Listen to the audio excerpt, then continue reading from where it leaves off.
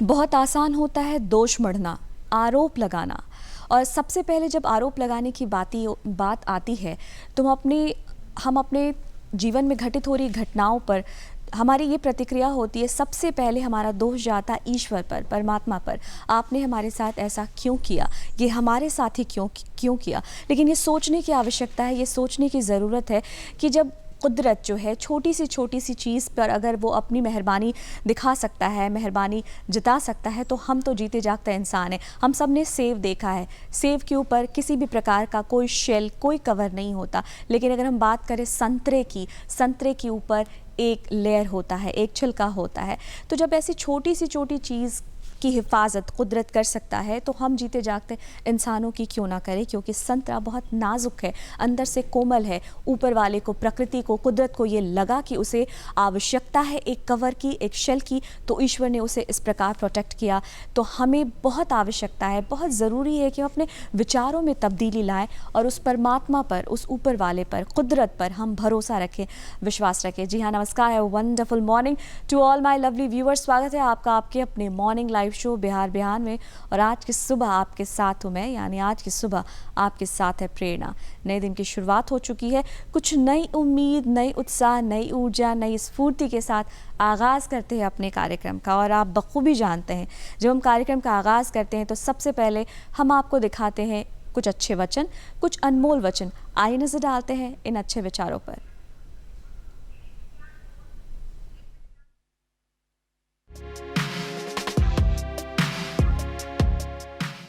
Doctor APJ Abdul Kalam ने कहा था, अगर तुम सूरज की तरह चमकना चाहते हो तो पहले सूरज की तरह जलो। आज हमारे साथ हमारे कार्यक्रम में जस्टिस मृदुला मिश्रा जी मौजूद हैं। हम बहुत बहुत स्वागत करना चाहेंगे मैम आपका हमारे कार्यक्रम बिहार बिहार। नमस्कार। मैम, जाहिर सी बात है आपका जीवन बहुत ही चैलेंजिंग रहा है, साथ ही साथ बहुत सारी महिलाओं के लिए और आम जन के लिए इंस्पिरेशन भी रहा है, प्रेरणा का स्रोत भी रहा है। बहुत सारे विषयों पर हम बात करेंगे। सर्वप्रथम आपसे हम यही जानना चाहेंगे, बतौर महिला आप जस्टिस रही, आप अभी वर्तमान में चाणक्य लॉ यूनिवर्सिटी में बतौर वाइस चांसलर आप अपनी सेवा दे रही हैं। जीवन के ये दो बहुत अहम पड़ाव और उसके इतर आपका अपना व्यक्तिगत जीवन, इन तमाम विषयों पर हम बात करेंगे। लेकिन अगर हम महिला की दृष्टि से देखने की बात करें, सबसे पहला सवाल अगर हम बात करें भारत की परिप्रेक्ष्य में, अगर हम बात करें तो महिलाओं के लिए बहुत सारे कानून बनाए गए हैं और आने वाले दिनों में और भी कानून बनाए जाएंगे। खासतौर से अगर हम बात करें डोमेस्टिक वायलेंस की, या फिर हम बात करें sexual harassment act, work place act की मैं बात करूं, इसके अलावा और भी बहुत सारे एक्ट हैं। आपको क्या लगता है ये जो तमाम कानून बनाए गए हैं, क्या ये काफ़ी है या फिर महिलाओं की सुरक्षा के लिए या महिलाओं के लिए अभी एक और लंबी यात्रा तय करने की ज़रूरत है?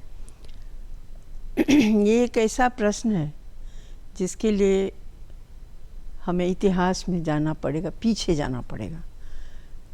पहले महिलाओं की क्या स्थिति थी और समय के साथ जो नए बदलाव आए, नए कानून बने, नए अवसर उनके लिए प्रदान किए गए, उसके बाद उनकी क्या स्थिति हुई है और भविष्य में फिर हमें और क्या करने की ज़रूरत है, ये आपका प्रश्न।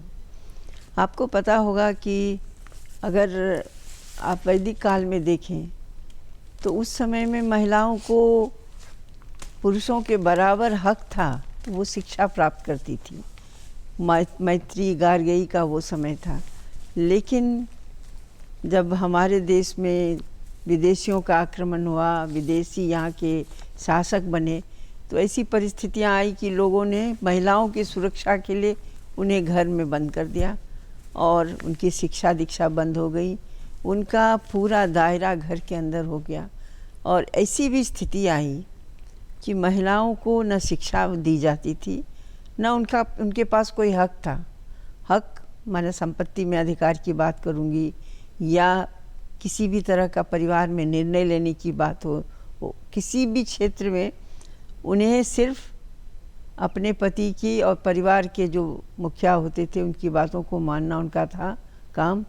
लेकिन समय के साथ साथ बहुत बदलाव हुआ, समय के साथ साथ नए नए कानून आए।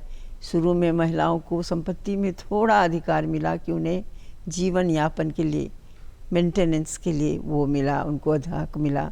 फिर उसके बाद संपत्ति में धीरे धीरे अधिकार आया। और अब 2020 में जो कानून सब सुप्रीम कोर्ट के जजमेंट से जो हुआ है, महिलाएं खास करके जो हिंदू महिलाएं हैं, उन्हें संपत्ति में अपने भाइयों के बराबर का हक हो गया है। वो को शेयरर वो लोग मानी जा रही हैं और वो सारे तरह का निर्णय ले सकती हैं।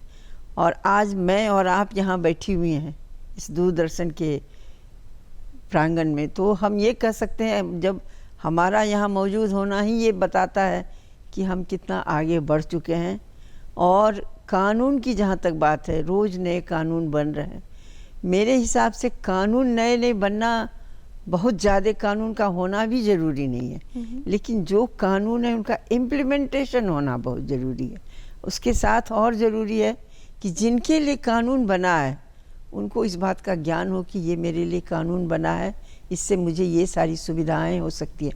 To create awareness, that is very important.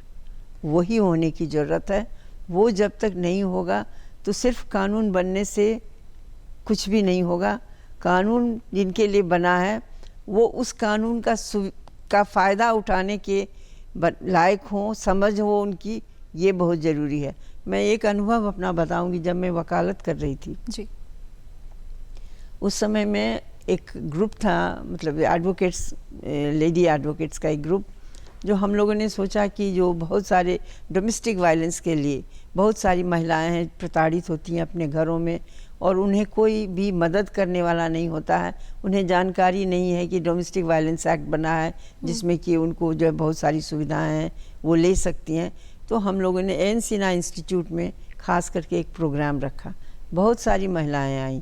बहुतों ने शिकायत की कि मुझे इस तरह से मेरा पति मारता है या मेरे सब ससुराल वाले मुझे तंग करते हैं। जब हमने उन्हें बुलाया कि ठीक है, हमने नोट किया कि आप नेक्स्ट डे आप लोग आइए कि हम लोग आपके लिए कुछ स्टेप्स लेंगे, या जो थाना में खबर करना है या जो वुमेन कमीशन में वहाँ पर कुछ खबर। सारी की सारी मुकर गई। कहा कि यहाँ से हम लोग ये कदम तो उठाएंगे लेकिन हम लोग जाएंगे कहाँ। उसके लिए सबसे ज़रूरी ये था कि जब तक फाइनेंशियल इंडिपेंडेंस नहीं होगा, जब तक उनको एजुकेशन नहीं मिलेगा, तो सिर्फ कानून बनाने से नहीं होगा। ज़रूरी है कि उनको एजुकेट किया जाए, आत्मनिर्भर किया जाए। उसके बाद जो कानून बनेगा उसी कानून से उन्हें फ़ायदा होगा। और जहाँ कानून बनने की आवश्यकता होती है वो बनती ही है, लेकिन बहुत ज़्यादा कानून, वो भी एक कानून के जाल में फंस के भी बहुत मुश्किल होता है, मेरा ये मानना है। आपने बहुत अच्छी बात कही कि कानून बने हैं, बनाए गए हैं, आने वाले दिनों में और भी कानून बनेंगे, लेकिन हमें समस्या के निवारण तक अगर पहुंचना है तो बहुत ज़रूरी है कि जो बुनियादी रूप से जो समस्या का निवारण है वो किया जाए। जैसा आपने जिक्र किया, एजुकेशन की बात की, शिक्षा की बात की और आत्मनिर्भरता की बात की। आपसे जानना चाहूँगी मृदुला जी कि अगर हम आपके शिक्षा दीक्षा की बात करें, आपकी परवरिश की बात करें, लॉ के फील्ड में आना, लिटिगेशन के फील्ड में आना, जिस वक्त आप तालीम हासिल कर रही होंगी, उस वक्त एक बहुत ही अलग विषय, अमूमन आमतौर पर लड़कियों को या तो डॉक्टरी के लिए प्रेरित किया जाता रहा होगा या फिर इंजीनियरिंग के लिए आप बहुत कर रहे हैं या फिर शिक्षा के क्षेत्र में आप आए, लेकिन लिटिगेशन के क्षेत्र में आना, लॉ के क्षेत्र में आना, आपके लिए ये पूरा जो अनुभव रहा, कुछ इसके बारे में आप बताना चाहेंगे? ये सब कुछ कैसे संभव हो पाया? बहुत बार परिस्थितियां बन जाती हैं और लोग, अगर उनके मन में ये कमिटमेंट हो कि नहीं इन परिस्थितियों के साथ मुझे आगे बढ़ना है, तो वो हो जाता है। मैं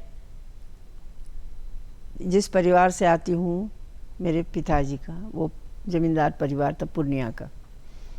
वहाँ पढ़ाई लिखाई की, खास करके लड़कियों के पढ़ाई लिखाई के लिए बहुत कुछ किसी के मन में नहीं था कि इन्हें भी, लेकिन हाँ, मेरे पिताजी वो स्वतंत्रता सेनानी थे और उनका जो सोचने समझने का ढंग था वो काफ़ी प्रगतिशील था। इसलिए उन्होंने देखा कि गांव के वातावरण में मैं पढ़ नहीं पाऊंगी, तो मुझे मेरे मामा के साथ जो डॉक्टर थे उनके पास रखा और मैं वहीं से मेरी स्कूलिंग शुरू हुई। पढ़ने में मेरी रुचि थी सब दिन से, पढ़ने में अच्छा लगता था, मन लगता था। सिर्फ कोर्स का बुक्स नहीं, आउट बुक्स पढ़ने का भी शुरू से ही बहुत मेरे मन में था कि मैं पढ़ती भी थी। उसके बाद जब मैं क्लास 10th में थी तो जहाँ, चूँकि मैंने बताया कि गांव के परिवेश से मैं आई थी, तो मेरी शादी कर दी गई 10th में। लेकिन ईश्वर की दया थी कि जिस परिवार में मैं गई उस परिवार में शिक्षा का बहुत ही महत्व था। लड़कियों और लड़कों के बीच में कोई भेद नहीं था पढ़ाई लिखाई में। क्या बात है। मेरे जो फादर इन लॉ थे, मेरे ससुर, वो पटना हाई कोर्ट में जज थे, जस्टिस सतीश चंद्र मिश्रा। वो बहुत ही समझिए स्कॉलरली पर्सन थे और शिक्षा के लिए, खास करके लड़कियों की शिक्षा के लिए उनमें उनका बहुत ही था कि वो होना चाहिए। मेरी नंदे थी, वो सारे के सारे उस समय में MA BA लॉ सब कर रही थी उस समय में। उस परिवेश में आने से नेचुरली मेरा भी पढ़ाई लिखाई की तरफ झुकाव पहले से था, वातावरण मिल गया इसलिए पढ़ाई होने लगी। और जब मैंने ग्रेजुएशन किया पटना विमेंस कॉलेज से, उसके बाद मेरे हस्बैंड ने मेरा जो है सो एडमिशन करा दिया लॉ कॉलेज में। लॉ की पढ़ाई हो गई। लेकिन पढ़ाई होने के बावजूद मैंने प्रैक्टिस नहीं शुरू की। मैं उस समय घर के ही वातावरण में थी, लेकिन पढ़ती लिखती मैं रहती थी। अब मेरे हस्बैंड बहुत ही अच्छे लॉयर थे, उनके ऑफिस में कभी कभार जा कर के कुछ काम भी देख लेती थी, सिर्फ अपनी रुचि के अनुसार। उनके 1982 में मेरे हस्बैंड का डेथ हो गया। उसके बाद मेरे सामने में एक वैक्यूम हो गया, एक खालीपन था, और उसी खालीपन को भरने के लिए मैंने प्रैक्टिस शुरू की। जब प्रैक्टिस शुरू की तो मतलब पूरे इसके साथ कि जो नहीं, मुझे इसमें अच्छा करना है। और इसके लिए मुझे प्रेरित किया मेरे हस्बैंड की बहन, मेरी ननद थी जस्टिस ज्ञान सुधा मिश्रा, जो सुप्रीम कोर्ट की जज होकर के रिटायर की। उनकी प्रेरणा बहुत मिली मुझे। और मेरी मदर इन लॉ जो बराबर, वो मैं उनके बारे में यही कह सकती हूँ, उनकी डिग्री नहीं थी, लेकिन उनसे अधिक विदुषी और ज्ञानवान महिला मैंने देखी नहीं है। वो इतना प्रमोट करती थी हर चीज़ में।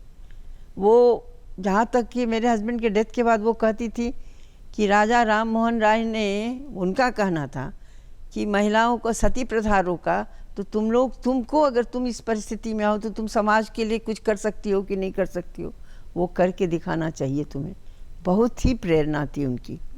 परिवार का सहयोग था और ईश्वर की कृपा थी। धीरे धीरे सब कुछ होता गया। मैंने प्रैक्टिस की, आगे बढ़ी। आगे प्रैक्टिस में मेरा स्टैंडिंग अच्छा होता गया। उसके बाद मेरा एज ए जज एलिवेशन हुआ।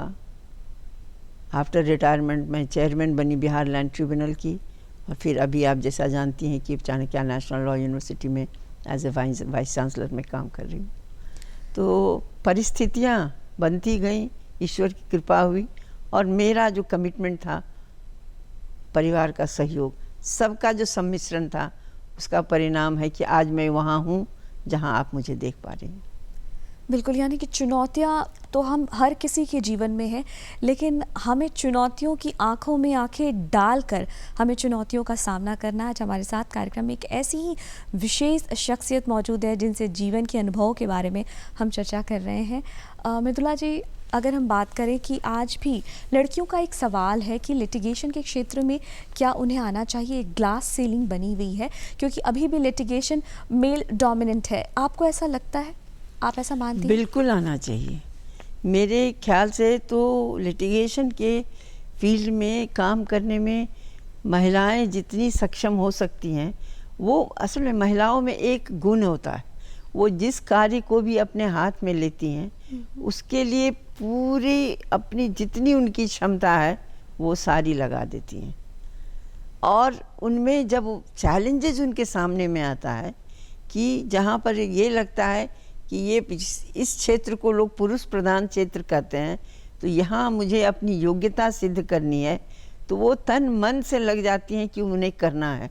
और जब मैंने ही जब प्रवेश किया, तो मैं आपको बताऊं कि जब फर्स्ट डे मैं कोर्ट में अपीयर होने के लिए गई, तो जो मेरे जो पुरुष युवक अधिवक्ता लोग थे जो पीछे बैठे हुए थे, मेरे बगल में बैठे हुए थे, तो मेरा केस कॉल हुआ तो उन लोगों की धड़कनें बढ़ गई कि जो मैं कुछ बोल पाऊंगी कि नहीं बोल पाऊंगी। और जैसे स्टेज पर प्रॉम्प्ट किया जाता है जी। किसी नाटक में, उस तरह से उन्होंने प्रॉम्प्टिंग शुरू कर दी कि ये एक दिन हुआ, 2 दिन हुआ, तीसरे दिन मैंने उन लोगों से कहा अगर अच्छा होगा तो जीतेगा मेरा क्लाइंट, हारेगा मेरा क्लाइंट।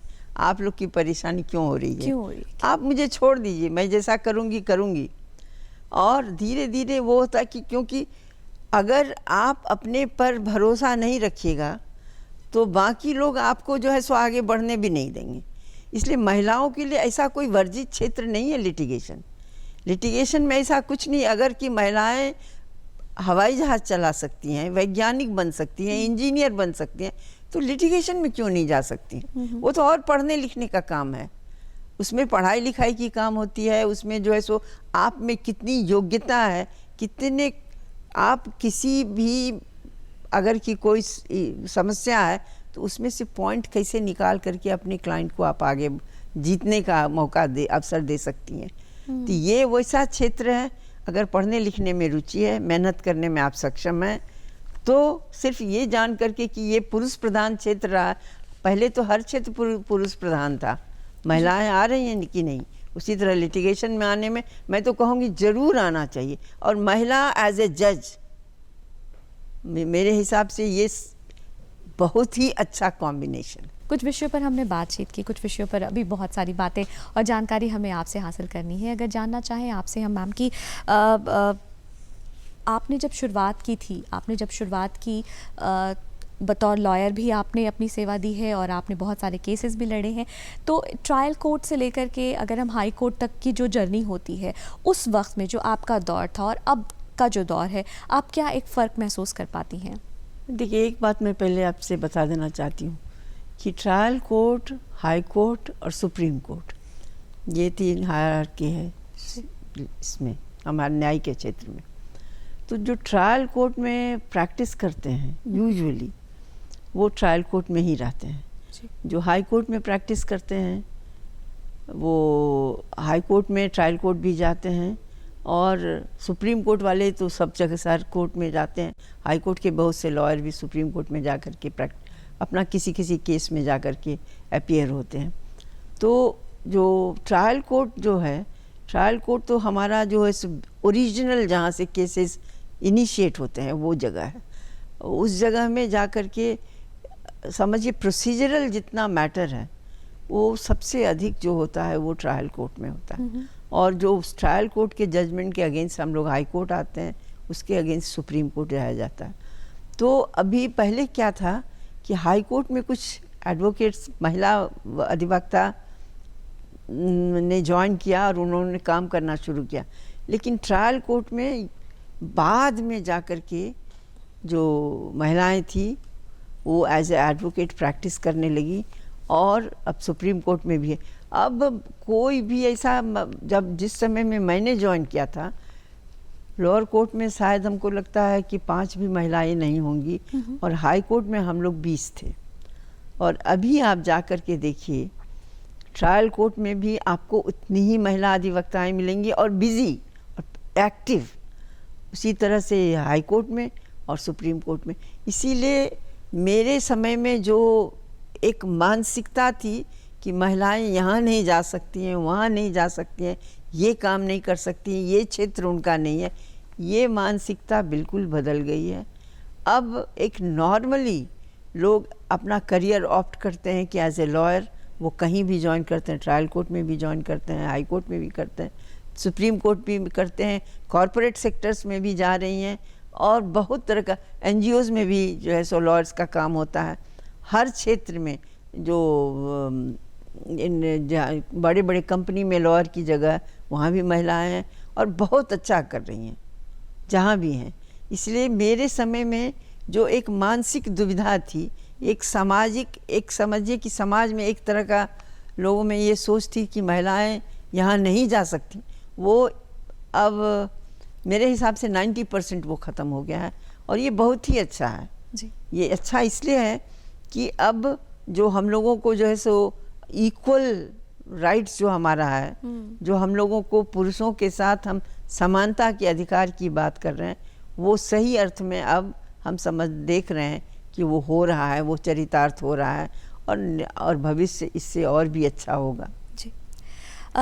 महिलाओं की हम बात कर रहे हैं, लेकिन अगर हम आम जन की बात करें, उनके हक और हुकूक की बात करें, उनके राइट्स की बात करें, बतौर जज जब आप रहीं अपने कार्यकाल के अनुभव के दौरान में, कभी कोई ऐसी रोचक घटना आपके जीवन में घटित हुई, आप जिसका विशेष रूप से हमारे साथ जिक्र करना चाहेंगे, जो आपके लिए यादगार लम्हा रहा हो? देखिए, बहुत सारे, अब उस समय में जितना मैंने निर्णय दिया था, बहुत कुछ तो मेरे दिमाग से अभी निकल गया है। जी। कुछ एकाध घटनाएं भी मुझे याद हैं। एक क्रिमिनल अपील की बात मैं करूंगी कि उस क्रिमिनल अपील में एक मुस्लिम फैमिली से था, और वो उस लड़की पे जिसका अपील मेरे सामने में आया था, उस पे ये था कि उसने अपने पति के, वो सेकंड वाइफ थी अपने हस्बैंड की, और उसने उस पर एलिगेशन था कि वो जो है सो उसने 2 बच्चों को मैंने मार दिया, और उसी की उसे सज़ा मिली थी लोअर कोर्ट से, और उसके अगेंस्ट में यहाँ पर हाई कोर्ट में आई थी। उसको लाइफ इम्प्रिजनमेंट मिला था, आजीवन कारावास की सज़ा मिली थी।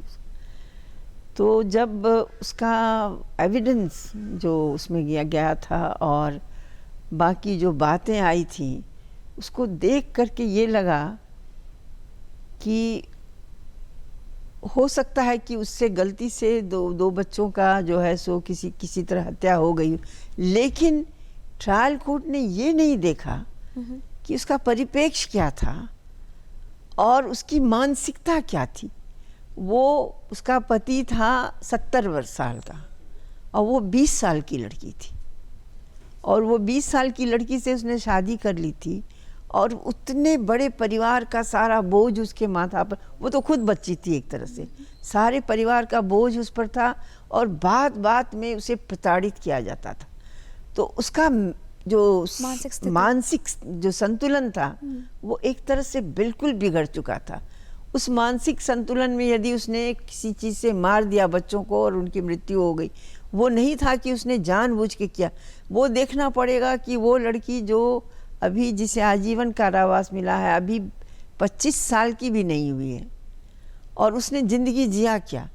मैंने इस केस में बहुत अच्छे से मैंने इसमें उसके मेंटल स्टेटस को लेकर के मैंने उसको काफ़ी डिफाइन किया, और फाइनली मैंने उसे एक्विट किया, उसे जो उसको आजीवन कारावास की सज़ा के उसको ख़त्म किया। मैम, वाकई में आप जब ये बता रही हैं, ये वाक़या जब आप अभी साझा कर रही हैं, तो ये समझ में आ रहा है कि जजमेंट देना ये कितना कठिन हो सकता है एक जज के लिए। आप जिस कुर्सी पर बैठी हैं, जिस जगह पर आप बैठी हैं, वहाँ पर कितनी जवाबदेही, कितनी रिस्पॉन्सिबिलिटी आपके कंधों पर होती है, और कितनी सारी स्टडीज़ के बाद आपको एक निर्णय लेना पड़ता है। उसमें देखिए, कानून तो अपनी जगह है ही, कानून के साथ साथ एक मानवीय भावनाओं को ध्यान में रखकर भी देखना चाहिए, और देखना पड़ता है। कभी कभी दोनों तरफ के जो वकील होते हैं, उनका जो तर्क वितर्क होता है, उसको देख करके बैलेंस करके, और कानून की जो नियम है उसके साथ उन्हें मिला करके देख करके तब कोई जजमेंट दिया जाता है। डिफ़िकल्ट है, बहुत ही कठिन काम है, जजों का काम बहुत कठिन है।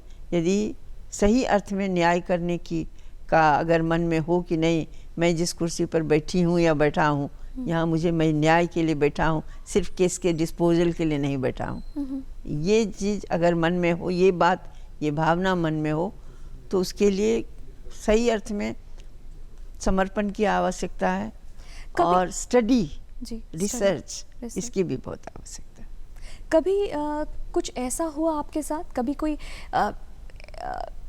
ऐसे थॉट भी आपके मन में आए कि आज आप जा रही हैं, आज आपको एक बहुत महत्वपूर्ण जजमेंट देनी है, और आपके मन में ऊहापोह हो कि ईश्वर आज मुझसे सही निर्णय हो? कभी इस तरह की पेशोपेश रही आपके साथ? ये बराबर इस तरह का पेशोपेश, कभी कभी बहुत सारे कुछ मैटर्स ऐसे होते थे जिसको इंटरप्रेट तो लॉ जो है सो इंटरप्रिटेशन पर है, किसी सिचुएशन को, किसी लॉ को किस तरह से आप इंटरप्रेट करते हैं, इसको दोनों तरह से इंटरप्रेट किया जा सकता है। तो कब किस तरह से किस तरफ झुकाव दे करके इंटरप्रिटेशन हो। बहुत सारे मामले ऐसे होते थे, मान ली कोई व्यक्ति है कि बहुत नीचे के कोर्ट से हारा हुआ है, दो जगह से वो अपने केस में उसको सफलता नहीं मिली है, थर्ड यहाँ पर आपके सामने में आया है, तो उसको देखने की ज़रूरत होता है कि सही अर्थ में जो नीचे के कोर्ट ने जो उसके पक्ष में या विपक्ष में दिया, उसका इंटरप्रिटेशन कितना सही था। और बहुत बार कुछ मामले ऐसे होते हैं जिसमें अगर कि 1 इंच इधर जाइए तो उसके पक्ष में जाएगा, 1 इंच दूसरी तरफ जाइए तो उसके विपक्ष में जाएगा। तो आपके दिमाग में ये वहाँ पो चलता रहेगा कि आखिर किसको ज़्यादा वेटेज दिया जाए। ये समस्या बहुत बार आती है और जजों के सामने में आती रहेगी। उन्हें बहुत कुछ देख करके जो भी न्याय निर्णय होते हैं उसका समाज पे क्या असर होगा, उसका दूरगामी क्या इफ़ेक्ट होने जा रहा है। तो बहुत सारी बातों को देखना पड़ता है। सिर्फ कोई एक एंगल लेकर के आप किसी भी केस का निर्णय नहीं कर सकते हैं। वो एक बैलेंस जो अप्रोच लेकर के बढ़ना पड़ता है, और उसी को तभी हम कह सकते हैं कि सही निर्णय देने की स्थिति में कोई जज हो सकता है। जी मृदुला जी, अभी आप वर्तमान में चाणक्य लॉ यूनिवर्सिटी में आप बतौर वाइस चांसलर अपनी सेवा दे रही हैं। अगर वहाँ के माहौल और वहाँ के अनुभव के बारे में अगर आपसे जानना चाहें तो क्या बताना चाहेंगी? बहुत सारे ऐसे बच्चे हैं जो लॉ के फील्ड में अपना करियर बनाना चाहते हैं, ना केवल वो कोर्ट रूम में ही तक सीमित रहना चाहते हैं, बल्कि आज जो बच्चे हैं, जो यूथ है, वो कॉरपोरेट वर्ल्ड में भी अपना दखल दे रही है। क्या कहना चाहेंगी? आपने बहुत ही अच्छा प्रश्न किया है, क्योंकि वो लोग पहले सोचते थे लॉ पढ़ने का मतलब है सिर्फ कोर्ट रूम। मेरे हिसाब से लॉ इतनी अच्छी डिग्री है कि this is the best degree मेरे हिसाब से। आप कहाँ लॉ की पढ़ाई करके आपके पास नहीं कुछ तो 5 ऑप्शंस तो आपके पास रहते ही हैं। आप लिटिगेशन में जा सकते हैं, आप कॉरपोरेट साइड में जा सकती हैं, आप जुडिशरी में जा सकते हैं, आप एजुकेशन के एकेडमिक्स में जा सकते हैं, और उसके अलावे आप जो है सो ये सिविल सर्विसेज में भी जा सकते हैं। आपके पास 5 ऑप्शंस रहता है। तो लॉ की डिग्री बहुत ही अच्छी है। और लॉ का जहाँ तक मेरा एज ए वाइस चांसलर का एक्सपीरियंस आप जानना चाहिएगा, तो ईश्वर ने मेरे जीवन में बहुत कुछ ऐसा किया है जिसके बारे में मैंने कभी ना कल्पना की थी, ना सोचा था। जैसे कि प्रैक्टिस ज्वाइन करना एज ए लॉयर। जब तक मेरे हस्बैंड थे मैंने कभी नहीं सोचा था कि मैं प्रैक्टिस ज्वाइन करूँगी। परिस्थितियाँ ऐसी बनी कि मैंने प्रैक्टिस ज्वाइन किया। कभी सोचा नहीं था कि मैं एलिवेशन करके जज भी बनूँगी, वो भी हो गया। ऐसे ही आते गया। सारे जितने भी असाइनमेंट्स मुझे मिले हैं, मैंने कभी किसी से कहा नहीं, मुझे उधर ही से ऑफ़र आया। इसी तरह से ये वाइस चांसलर का अचानक एक दिन चीफ जस्टिस ने फ़ोन किया कि हम लोग चाह रहे हैं कि आप as a vice chancellor join कीजिए चाणक्य। तो मैंने तो पहले उन्हें साफ कर दिया कि नहीं, मुझे एकेडमिक्स का मेरा कोई बैकग्राउंड नहीं है, मैं नहीं कर सकती हूँ, मुझसे नहीं होगा। बोले फिर फ़ोन किया कि नहीं, आपको ज्वाइन कर लीजिए, we will there to help you. हम बोले ठीक है। ज्वाइन किया। ज्वाइन करने के बाद शुरू में तो लगता था कि हर क्षेत्र अलग क्षेत्र होता है। एकेडमिक्स का क्षेत्र बिल्कुल अलग है। आप जज होकर के रिटायर किए हैं, लेकिन एकेडमिक्स का फील्ड जो है दैट इज़ कम्प्लीटली डिफरेंट। उसके लिए आपको उसका भी अनुभव होना चाहिए। शुरू में एज ए स्टूडेंट मैं वाइस चांसलर बैठ करके सब चीज़ पहले पढ़ती थी, देखती थी, प्रोफेसर्स को बुला करके, लोगों को बुला करके जानती थी इसका क्या है। तब असल में जब तक आपका ग्रिप नहीं रहेगा तो आप एडमिनिस्ट्रेशन क्या चलाइएगा।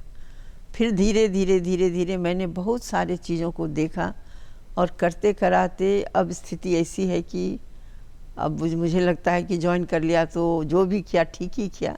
उस समय में बिल्कुल मैं करना नहीं चाहती थी। और जहाँ तक स्टूडेंट्स का सवाल है, वो जब हमारे यहाँ जितने सिलेबस में विषय पढ़ाए जाते हैं उसमें कॉरपोरेट लॉ भी होता है। और कॉरपोरेट लॉ को आजकल हमारे यहाँ जैसे चाणक्य में BA LLB और BBA LLB उसमें मैनेजमेंट का भी पढ़ाई पार्ट होता है। तो मैनेजमेंट पार्ट में जो लोग पढ़ते हैं ये ज़रूरी नहीं है जो BA LLB करते हैं वो कॉरपोरेट में नहीं जा सकते, क्योंकि उनके भी सब्जेक्ट में कॉरपोरेट लॉ रहता है। इसलिए कॉरपोरेट लॉ का ट्रेनिंग उन लोगों को दिया जाता है। और ख़ास करके नेशनल लॉ स्कूल्स में वो होता है कि प्रोजेक्ट वर्क होता है, उन लोगों को मूट कोर्ट्स होता है, उन लोगों को जैसे जिस विषय की पढ़ाई हो रही है उससे एक उनको काल्पनिक ही समझिए एक दे दिया जाता है कि आपके सामने में ये लीगल प्रॉब्लम है, इस प्रॉब्लम को आप एज उसके फेवर में उसके अगेंस्ट में आप अपने तर्क दीजिए कोर्ट रूम में। मान लीजिए कि कोर्ट रूम में आपको एक मॉक कोर्ट रूम है, उसमें जा कर के आपको अपना पक्ष रखना है, तो वहाँ से उनकी ट्रेनिंग शुरू हो जाती है, पढ़ाई के दौरान ही ट्रेनिंग शुरू हो जाती है। और बाद में फिर उनको इंटर्नशिप करना पड़ता है। हर एक वर्ष 4 महीना उन लोग को इंटर्नशिप करना पड़ता है, जो प्रैक्टिकल ट्रेनिंग हुआ उनका जी। इससे एक बैकग्राउंड तैयार हो जाता है उनका जी। हम बहुत सारे विषयों पर आपसे बात कर रहे हैं, आपके जीवन के अनुभवों के बारे में बात किया। अगर जानना चाहूँ मैम कि अगर वर्तमान परिप्रेक्ष्य की मैं बात करूँ, करंट सिनेरियो की मैं बात करूँ, आपके नज़रिए से क्या लगता है कोई ऐसा अहम मुद्दा, कोई ऐसा अहम विषय जिस पर ख़ास तौर से अमेंडमेंट की आवश्यकता है और काम किए जाने की आवश्यकता है?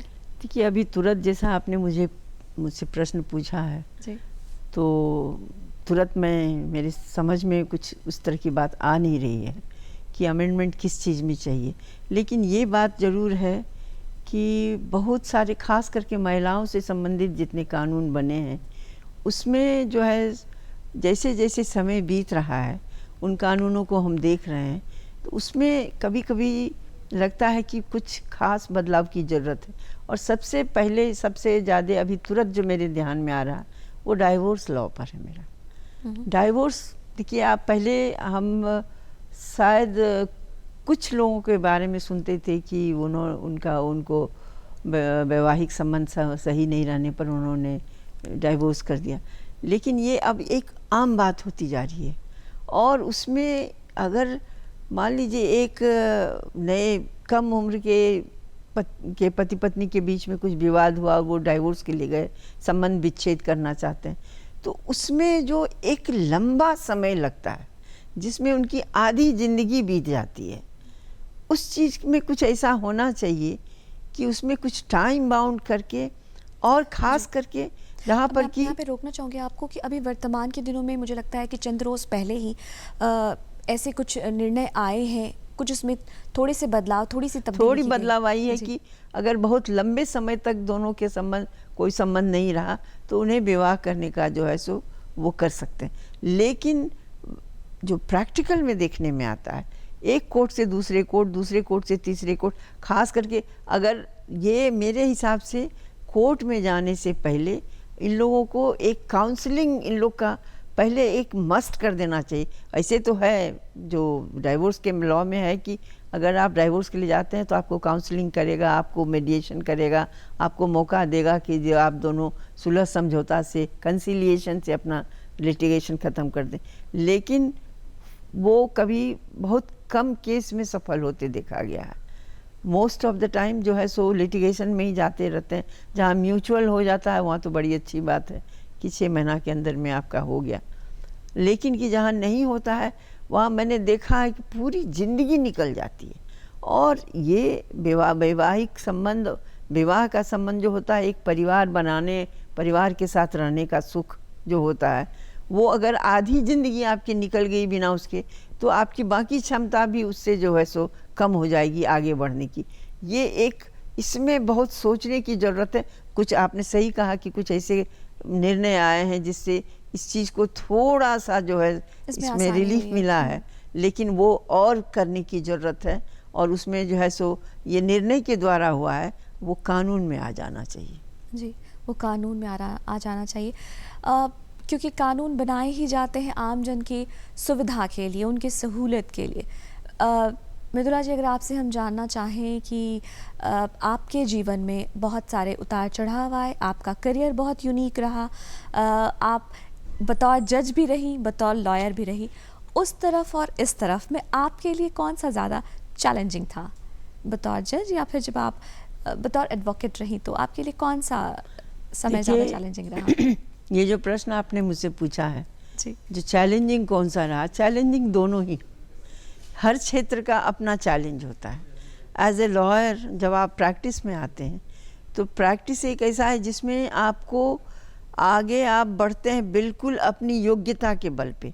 वह बहुत सारे वकील होते हैं लेकिन निकल तो कुछ ही लोग पाते हैं, सब निकल नहीं पाते हैं, आगे नहीं बढ़ पाते हैं। बहुत लोग अपना ज़िंदगी उस वकालत से चला लेते हैं लेकिन उन्हें लोग जान सकें, ऐसे कुछ लोग होते हैं। और उसके लिए ये सबसे बड़ी बात है कि जो जितना अपनी मेहनत करता है, जितनी और जितना अपना समय देता है, जितना ज्ञान अर्जन करता है उस क्षेत्र का, वो उतना आगे बढ़ता है। तो वकालत में तो एवरीडे चैलेंज है। उसी तरह जज भी चैलेंज है।